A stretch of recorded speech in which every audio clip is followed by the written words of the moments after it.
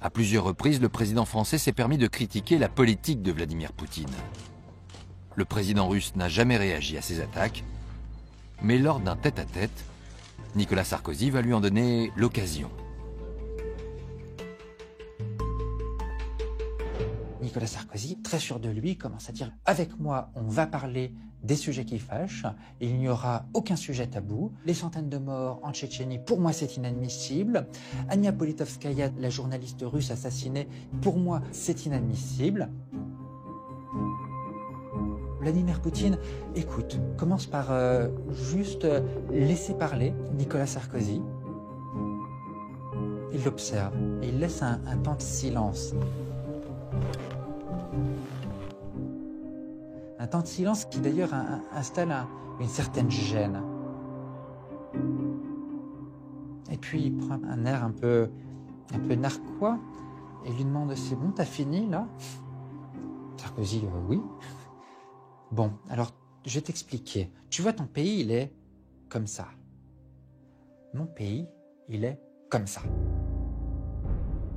Alors maintenant, de deux choses l'une. Ou bien tu continues sur ce ton et je t'écrase, ou alors tu arrêtes de parler comme ça et tu verras, tu viens juste de devenir président de la France, mais je peux faire de toi le roi d'Europe.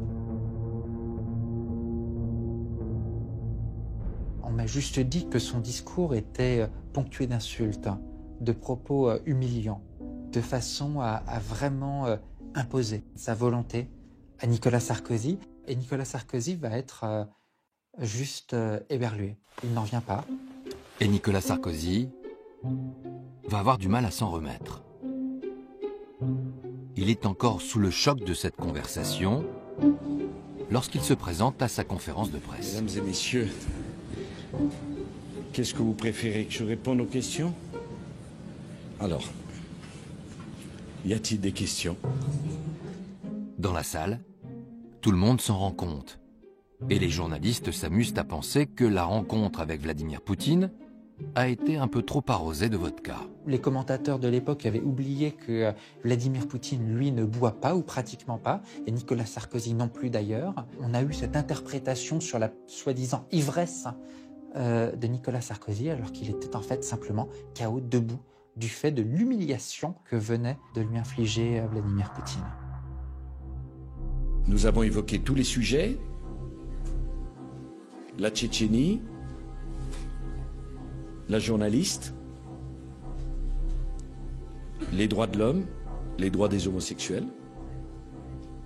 Nous l'avons fait calmement, sereinement, mais je l'ai fait sans aucune agressivité.